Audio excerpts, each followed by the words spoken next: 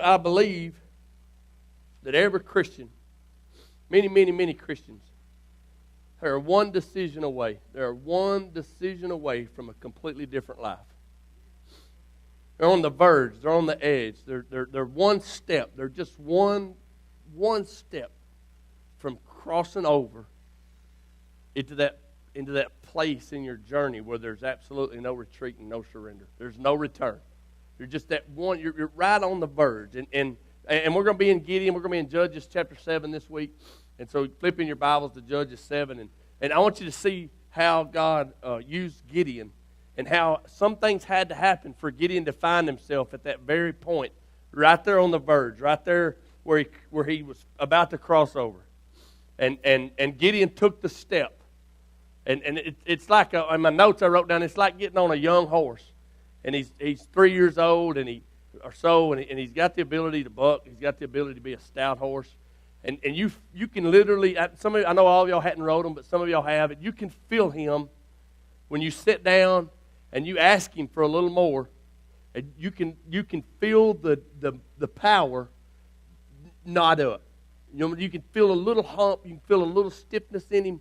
You just know. And if you've been bucked off as many times as I have, you know it's finna happen.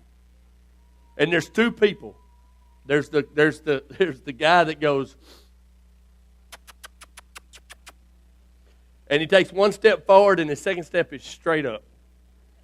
And then you do all you can. You pray as hard as you can. You ride as hard as you can. You hold on as hard as you can. You do all you can, but your can don't matter because his can is what's in action. And he's bucking as hard as he can. He's fighting as hard as he can. He's as wild as he can. And you're just holding on for all you can.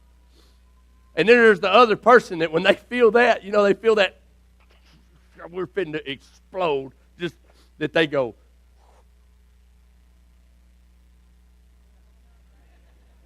and they very quietly step away from the explosive material. You know what I'm saying? I'm not bashing either one of you. Y'all walk a whole lot straighter than I do. You hurt a whole lot less, and you'll probably live a lot longer than I will.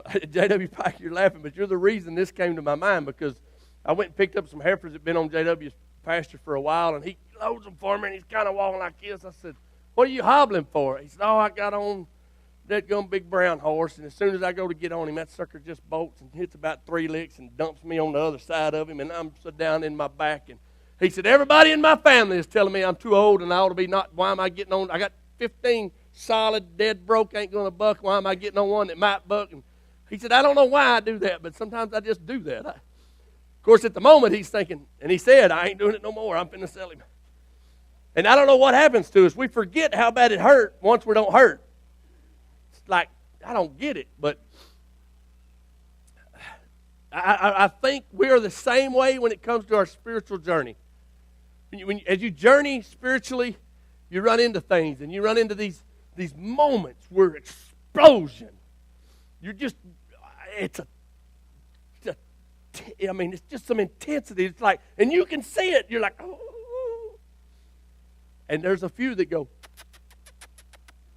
There's a few that go, "Yeah, golly, you want to? Let's get some. Let's get it on."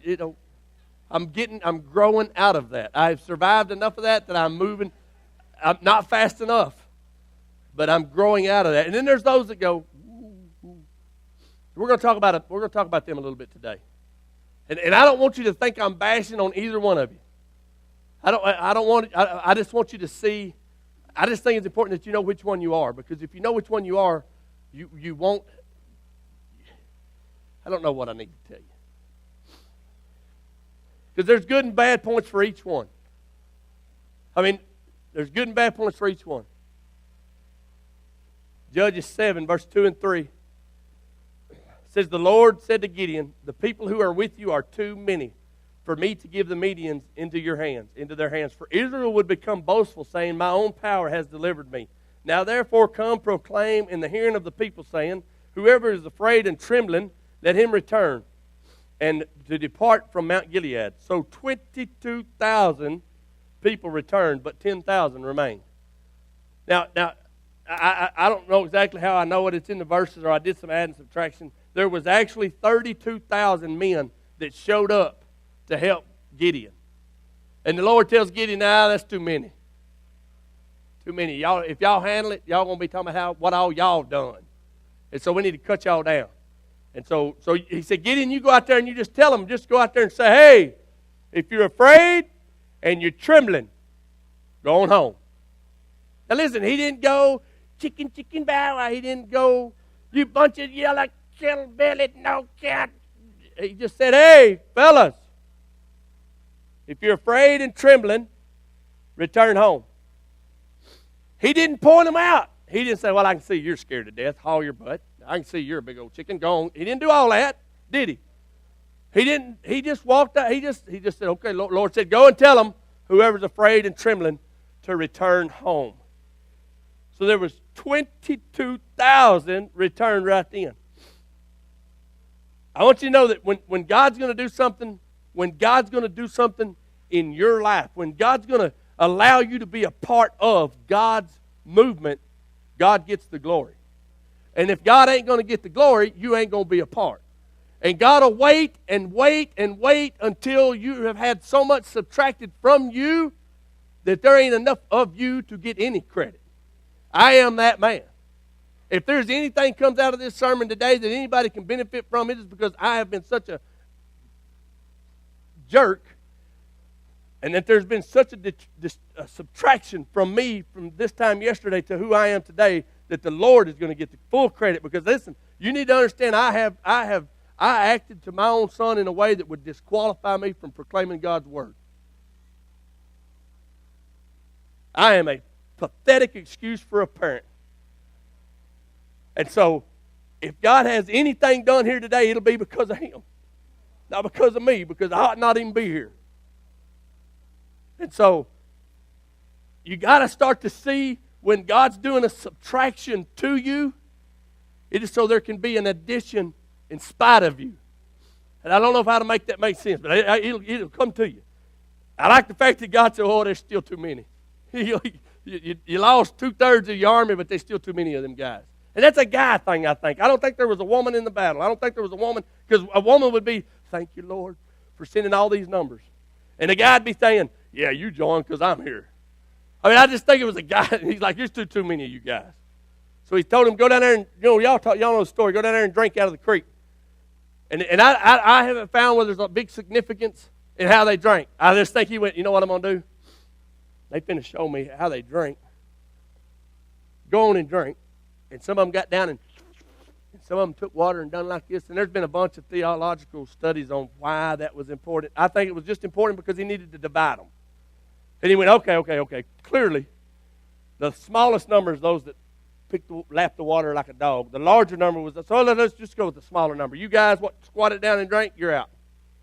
I'm pretty convinced if it would have been just the opposite, he'd have said, okay, you guys that lapped up the water, you're out. I mean, I think he wanted, his purpose was to get down to 300. The reason I think that's important is because I can see how many times he subtracted and just detracted from my life, and there was no rhyme or reason to why that was what he took away or they were who he took away, other than it was just to get me down to where it was nothing left of me, for me, by me. It was all him in me. And so he uses whatever he needs to get you down to where he can use you. And so that he gets the glory when his work is done. Because the truth is, guys, we still do it today. The truth about the truth is it's always the truth. And the truth is when God does something, if there's any way we can attach it to us, we will. How many people do you hear say, I found Jesus? Duh. You didn't find Jesus. Jesus found you.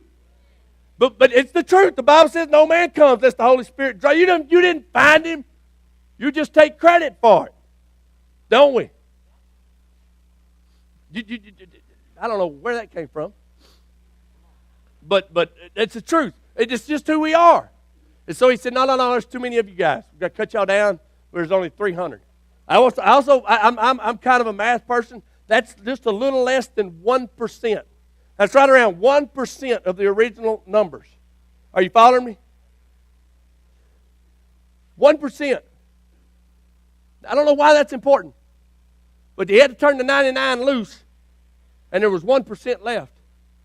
It's got to connect back to somehow the 99 sheep that he would leave to go get the one. That he's not interested in the maximize, the magnitude and the numbers. God's, he does through the minimum, through the not worthy, through the not able, through the not the woulda, shoulda, couldas, the can't, won't, wouldn'ts. You know what I'm saying? And so he's like, okay, now there's 300 of y'all guys. I can probably do something. I can probably do something where everybody know it was me what done it. I think it's key that we see what Gideon learned to be thankful while God was subtracting. Never you don't read in the scripture where Gideon goes, what's up with that, God? You're just taking everybody from me, Lord. You just keep on taking people and taking God. You've taken this and you've taken. Don't we do that? Why, God? Why do you keep taking this? I almost did it Saturday. I broke down on Interstate 20 right outside of Dallas on Thursday. I was driving Betty White, and she broke down on me. So there I sit, an hour and a half from where I need to be, 2.5 hours from where I used to be, and nowhere to get nowhere at any time. So I just decided I could do one or two things. I could get mad and wonder why God would let me break down on the side of the road, or I could just look forward to what God might do while I'm broke down on the side of the road. So I did. I tapped into the homeless environment. I just wadded up right over there like anybody else would, gathered a few trash bags, leaned on my hammock, leaned on my bag, and read my Bible book. And thought, you know what, could I stay here 3 days without nobody, without nothing? I mean, I had some candy. I had some sour Skittles. I could make it a day or two.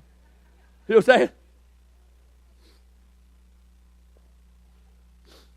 saying? 2 Corinthians 5:21. This is a biblical principle that we got to grasp. 2 Corinthians 5:21 says, he made him who knew no sin to be sin on our behalf, so that,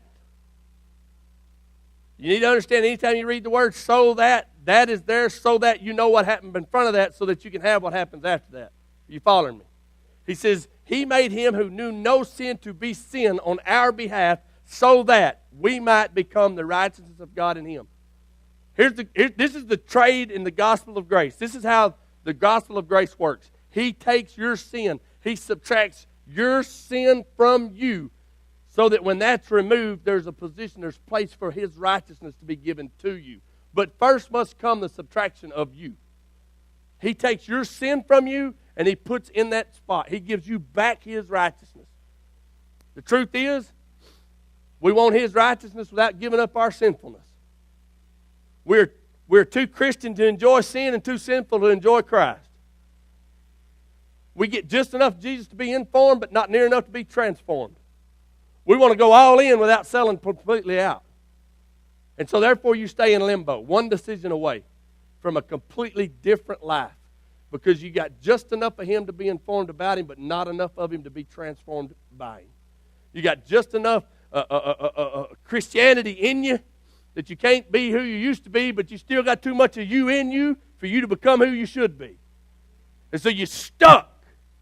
One decision, one explosion, one train, one massive, out of control, I can't handle this, God, you've got to do it moment from a completely different life. Here's one of the other things I wanted to point out. In Judges 7:10, God tells Gideon, but if you are afraid to go down to take Puro, your servant, and go down with you.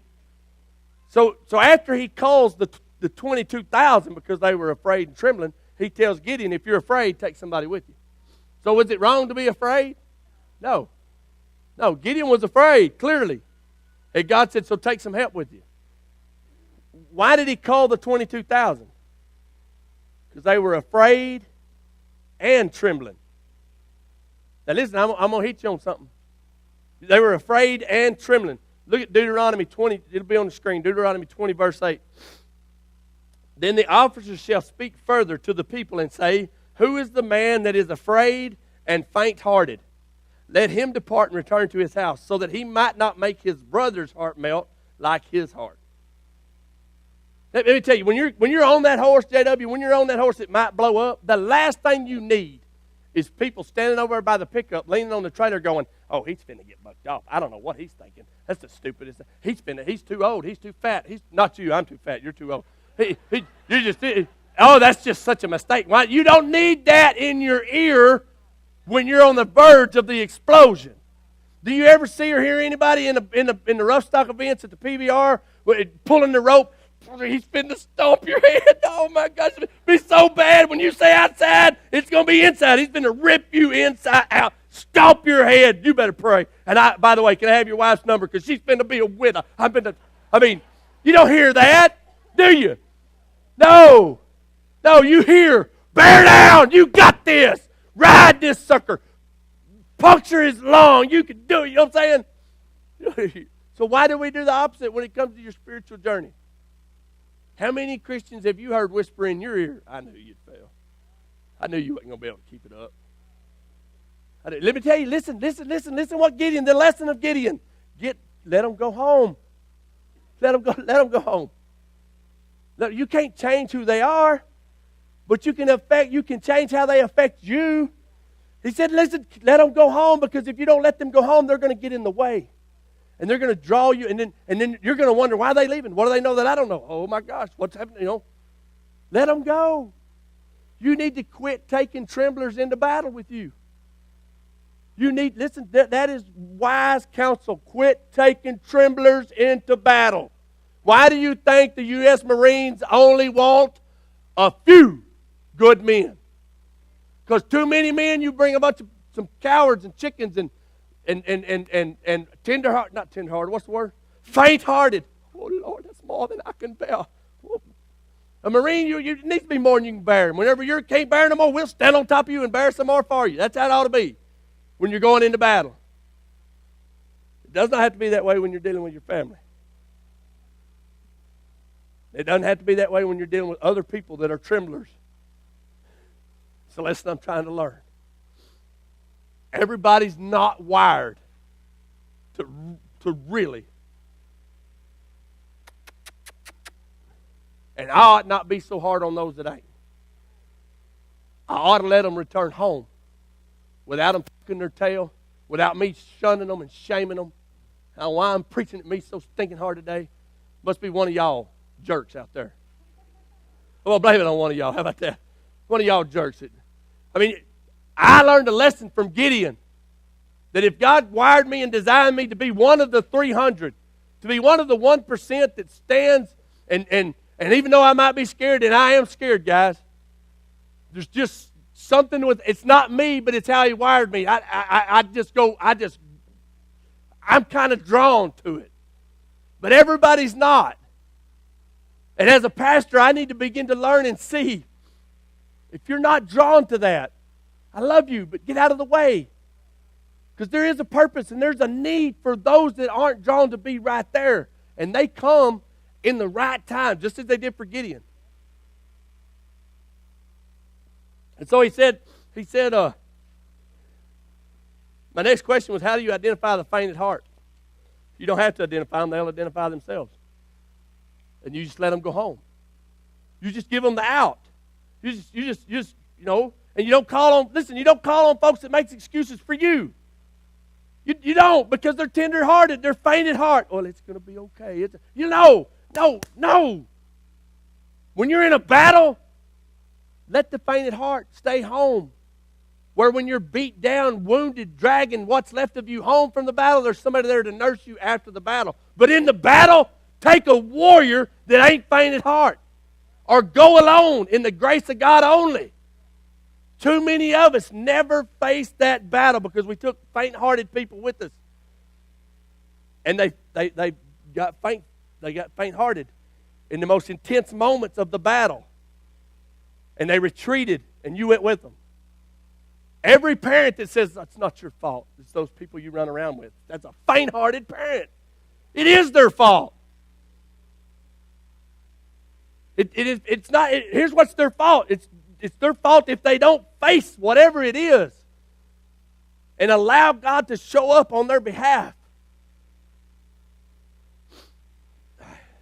Shoot, that ain't got nothing to do with what I'm talking about. Judges 7, verse 12 through 15. So we know that the Lord told Gideon to go down and listen. And this is what he hears when he went down and listened. It says, now the Midianites and the Amalekites and all the sons of the east were lying in the valley as numerous as locusts. And there was the camels were without number, as numerous as the sands of the seashore. And when Gideon came, behold, a man was relating a dream to his friends, and he said, behold, I had a dream. A barley loaf of bread was tumbling into the camp of the Midians, and it came into the tent and struck it so that it fell, turned it upside down so that the tent went flat. His friend replied, this is nothing less than the sword of Gideon, the son of Joash, a man of Israel. God has given Midian and all the camp into his hands. And when Gideon heard the account of the dream and its interpretation, he bowed in worship. What did Gideon do when he heard the plan? When he got it, listen, first thing Gideon was he was obedient. God told him to go listen. So he went and done it. The second thing he did was he heard. He was enlightened. What did he do when he got enlightened? He worshiped. You know what I do when I get enlightened? I charge, and I leave the Lord sometimes right behind me going, hey, what happened to worshiping for a few minutes here, hand? Okay, I'll wait on you. You're going to get stomped and smoked, and then you come crying back, oh, what happened, Lord? Oh, you left me here. Oh, I've been right here waiting on you to come back. Let's worship a minute. And then I worship him because he never left me. I didn't worship him because he was with me. Are y'all following? How many of you worship the Lord because he's never abandoned you? Well, listen, it's because you abandoned him that you realize he didn't abandon you. So learn to worship him just for being with you, being him for you. And it changes the battle. It changes. It changes the dynamics. It changes the type of explosion. And I want to learn this. I'm not preaching this so you learn it. The only reason I'm preaching it is because I want to learn this. Lord, when I see and hear, I want to know to worship you right where we're at. And then follow your instructions. Not forget to worship and express my love for you so that it is about you. Because the moment I blow my own trumpet, guess who it's about? Yes! Yeah! Man. So he says, he worshiped him. He returned to the camp of Israel, and he said, arise, for the Lord has given the camp of the Midians into your hand. Listen, this is another biblical principle. The Lord has always given it before you get it. Always. Anytime you got to get it before it's been clearly given, it's you doing the getting. God always gives before you get. Always. He gave you his grace before you got his grace. Does that make sense? He gave you his mercy before you walked in his mercy. He gave you his goodness. He gave you his forgiveness before you fully grasped and took hold of his forgiveness. Are y'all following me? He gave the promised land to the Israelites before they entered in and took possession of the promised land. He has given you the kingdom of God. It has been given to you. And it is up to you if you walk in it. But it's been given. It's been given. He listened. He learned in that obedience. And then he leaned into it. This is cool. It's cool to me. If it ain't cool to you, just let me have my moment. He listened. He went to the camp. You know what I'm saying? He was obedient. He went down there and he listened. He paid attention. Oh, I see it. He worshiped. Thank you, God, for showing me. Gideon didn't foil God's plan because Gideon always stayed in the plan. Gideon listened. He learned. And then he leaned into. He worshiped God. And then look what he done. He come down and he informed his army. He informed the 300. Hey, guys, look. God's given them to us. He did not come down and say, I got a plan. I am the man. I know the way. That's what Jay does, by the way. He's a jerk, Jay is. And if we can ever get Jay to be less of Jay and more of Jesus, then Jay would say, I see the plan. God has given us. You see what I'm saying? I ain't the only Jay here.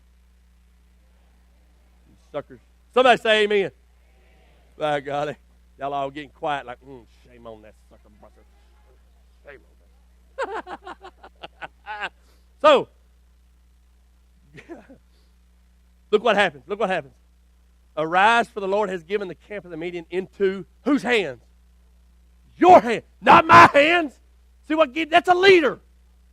He didn't say, look, get up and follow me, because God's given them to me.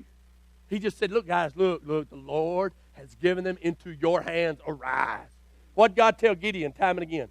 Arise, get up, get up. He said, get up, guys, for the Lord has given you the Midians, the Midians. He divided the 300 men into 3 companies. And he put the trumpets and the empty pitchers into the hands of all them with torches inside the pitchers. Now listen, how do you think they got enough pitchers, torches, and trumpets for every man to have their equipment? Huh? No, they run all them other 22,000 plus off, and they left their crap behind. So they would have not, listen, this is the beauty of God. They would have not the provisions, they would not have had the provisions that they required if they hadn't had the subtraction that God allowed. You see what happens? You hold on to too much so that you don't have what you need when you need what you should have had if you'd let somebody leave. So God knew I got to get all them out because I need those 300. And that's it. Listen, to me, the whole purpose for him getting to 300 was because there was 300 trumpets, 300 torches, and 300 pitchers. I don't think there was a pitcher, a torch, or a trumpet laying on the ground. I think he used every one that he had. He said, now you guys all are equipped with everything you need. Listen to me. If your family is equipped with all your family needs, that's all you need. And a Gideon needs to get up on behalf of your family and equip them and tell them that God has given into your hands.